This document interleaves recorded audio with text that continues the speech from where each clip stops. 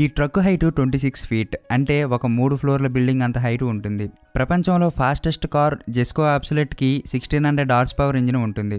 అదే fastest bike తీసుకుంటే Ninja H2Rకి 320 హార్స్ పవర్ ఇంజిన్ ఉంటుంది. వాటితో కంపేర్ చేస్తే ఈ ట్రక్ని 2 ఇంజిన్లతో 4600 హార్స్ పవర్తో తయారు చేశారు. అంటే అది ఎంత పవర్ఫుల్ మాన్స్టర్ ట్రక్కో అర్థం చేసుకోవచ్చు. వరల్డ్స్ లార్జెస్ట్ ట్రక్ అని దీనికి గిన్నిస్ వరల్డ్ రికార్డు ఉంది.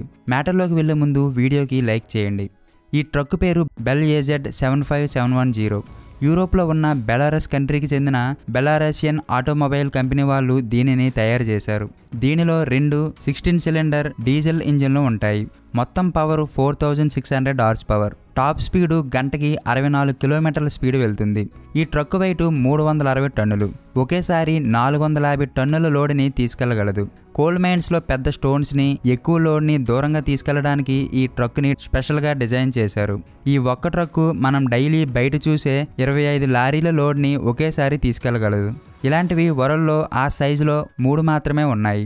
దీనిని డ్రైవ్ చేయడానికి ఒక డ్రైవర్ సరిపోతాడు. ఇందులో చాలా కంఫర్ట్ ఉంటుంది.